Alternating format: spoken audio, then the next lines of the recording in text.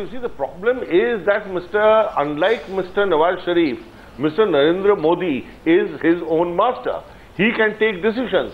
He does not have to look behind his shoulders all the time and consult people and take their permission to make a gesture. I'm afraid of Pakistani, not only just the establishment, but even those around the establishment don't seem to understand this. Well, Mr. Hilali can hear you now, so you can respond to what he said earlier about Mr. Modi. Should you want to? Because I think we lost the line with the in between. No, yes, I mean, what do I say? Mr. Hilali, here Chandan Mitra. Very well. I mean, they're insulting our Prime Minister, by calling him names. I mean, I think this is the most shameful kind of behavior I've seen from neighbors. And then you say, let's be good neighbors, let's be good neighbors. You use this kind of derogatory terms for Prime Minister elected with a massive mandate, and you say, sorry, we can't forgive, he's an ogre. I mean, come on, and you expect us to do business, and you expect and you keep chanting, India must be magnanimous, India has to show goodwill, you give us this, give us that, give us water, give us various other things, and then you say your Prime Minister is so-and-so, so-and-so, so-and-so. I mean, is this any way to go about business? It is clear that you have painted yourself into a corner. You never expected Mr. Modi to win, and now that he has this massive mandate, you don't know where to look. And then, on top of it, he makes such a magnanimous and grand gesture to Pakistan, and Mr. Nawaz Sharif keeps him waiting. Whereas, just see the difference. How Mr. Vajpayee responded when Nawaz Sharif invited him in his earlier term to go to Lahore. I mean, I'm really beginning to look that whether Pakistan ever wants good relations with India. Yeah, Brigadier Hussain, if you don't want to have talks with India, I think you should make it very clear now. Because frankly, there is a growing view in India that India should not waste time talking to Pakistan anymore or indulging Pakistan anymore in this. I think it may be better to have a frank conversation on the subject and say we are not interested, or alternatively, our generals are not allowing us to. Brigadier Hussain, that candor will be much appreciated by a lot of people in our country, including maybe the new government.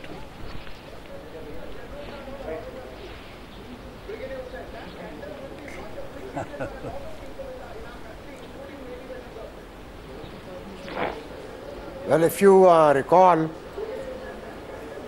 the first step was taken by Nawaz Sharif when he called Modi and extended an invitation to him to visit Pakistan. That invitation still stands. That is for talks. No response has been received as yet.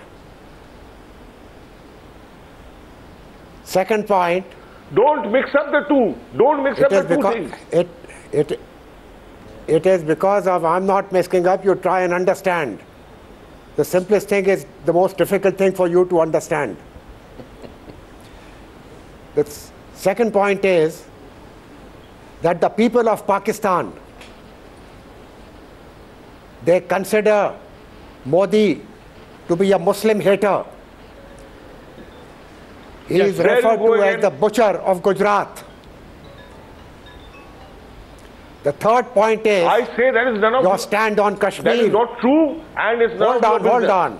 No, let us be very clear, Brigadier Javed Hussain.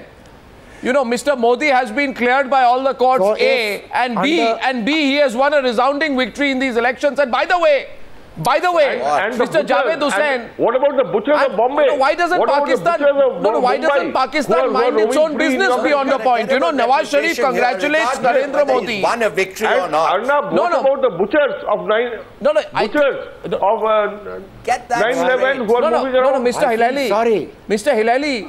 Moving around in freely Mr. Hilali, you can admit tonight. You can say so tonight on Indian television. I think the people of Pakistan will not castigate you for your honesty, Mr. Hilali and Brigadier Hussain. If you come on air on an Indian channel and you say tonight that our Prime Minister is a puppet Prime Minister. Our Prime Minister is a puppet Prime Minister. Why don't you say that? Of being an ogre. You have a puppet Prime Minister, you say that. Deny that. You cannot allow these people Because if to he come is here not on your channel and insult our Prime Minister. Absolutely. Cannot allow. Who the hell are you to decide what to allow or not?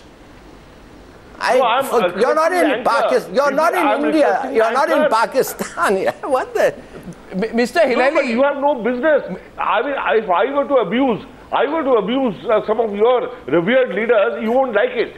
You won't like it. And many of them are not even elected.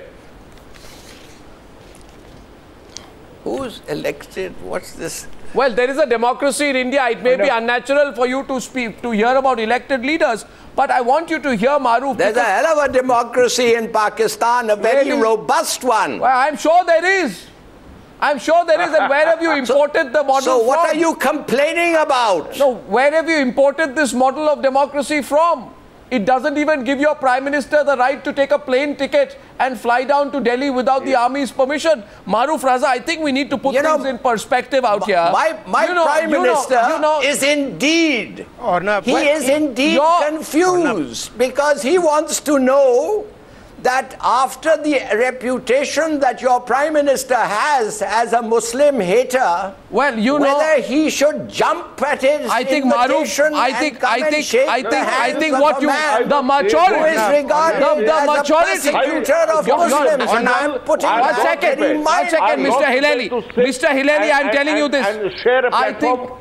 I'm not prepared to share a platform. I think this shows. I really am not. I mean, this is absolutely unacceptable. No. First of all, these kind of first of all, Mr. Hilali, shameless. Yeah, Mr. Hilali, please, you know, we are having a serious conversation. The issue is here whether Pakistan will respond or be restrained by the ISI, or be Maruf restrained by the army, or be restrained by groups like the Jamaat-e-Islami.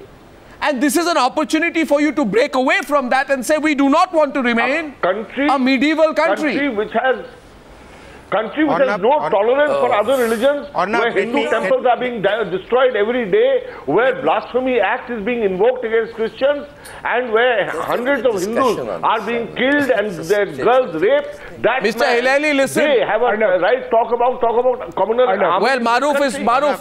Shame. Maruf. Arnab, let me please make 2 or 3 quick points. One is Mr. Hilali's point is that Prime Minister Nawaz Sharif is confused. If he is confused, my suggestion would be for him to do exactly what he did when the Kargil conflict went out of his hand, and 4th of July 1998, he visited Bill Clinton for advice and he got rapped on his knuckles. This time he might like to pick up the phone and ask Mr. Obama, should I do business with Mr. Modi or not? And I think he'll get some sage advice from Washington, which at least until yesterday was Pakistan's patron saint. The second point that I want to make to my friends in Pakistan is that please don't, sir, please let me complete. Pakistan should stop trying to be, sir, please let me finish. Pakistan, sir, Mr. Mitra, sir, please let me finish. Pakistan should stop trying to patronize the Muslims of India. The Muslims of India are capable of deciding who their Prime Minister will be and not.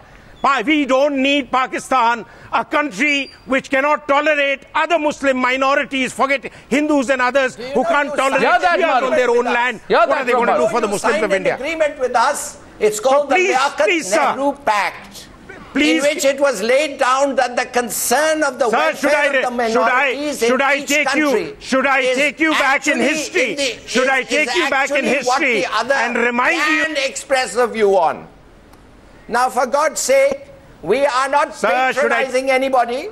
Sir, you can just only say, remind you the shortcomings of your founder, who never practiced Islam. Prime Minister. And what are you trying to tell us? To hear it? What can I do? Sir, seize the opportunity. Rise above your army. Control your ISI and convince your right-wing Islamic forces that we need to move on and move with the rest of the world and with the great powers like India. One channel. What are you talking about? Rising above Islamic forces? You can't remain in that time warp. Modi has invited you. Take the invitation and move on. Let's see if it happens. Arnab. Yes, Brigadier Hussain, seize the opportunity. Seize it. Seize it. It may not come again. Yeah, Arnab? Yes, Brigadier Hussain, I can hear you. Yeah. The subcontinent is starved for statesmanship. I feel sorry for India with 1.4 billion or 1.3 billion people. They couldn't find a better person than Modi. Well, that is, Brigadier Hussain. Hardly a statesman. That's our lookout. I will not let you. I will not let you use. Arnab, you cannot. I will not allow that. You cannot allow Pakistanis. I will not allow Pakistanis. Let me say this. Our leader. I think it is even the Congress. It is the greatness of our democracy that we choose our leaders peacefully across the entire country. There is a mandate and there is something called a real election. Brigadier Hussain, the day Pakistan graduates to that level, with or without our help, let's take this discussion forward. He threatens Till then, you can't lecture us. Till then, you decide whether you get the commando raid. Narendra Modi is the elected Prime Minister of the people of India. And as that's Varun rightly no more that's NOC violation. And we don't denigrate that office. Don't denigrate that office. Completely. Don't denigrate that office. Can I say a word? Arnab, can I say a word? Language. I think this discussion when move forward after Nawaz Sharif decides. Why hasn't he accepted Nawaz Sharif's invitation to visit Pakistan? Well, he was invited for talks. He was invited for talks. We have invited Nawaz Sharif for a simple courtesy of being there at a swearing in. You don't want normalization of relations. Well, this is your test. This is your test tonight. People of Pakistan do not want Nawaz to attend the swearing in. Well, then let's see. If your government does not have the confidence to, we'll know by tomorrow. Thank you very much, gentlemen, for joining me on debate number 1 on the News Hour tonight.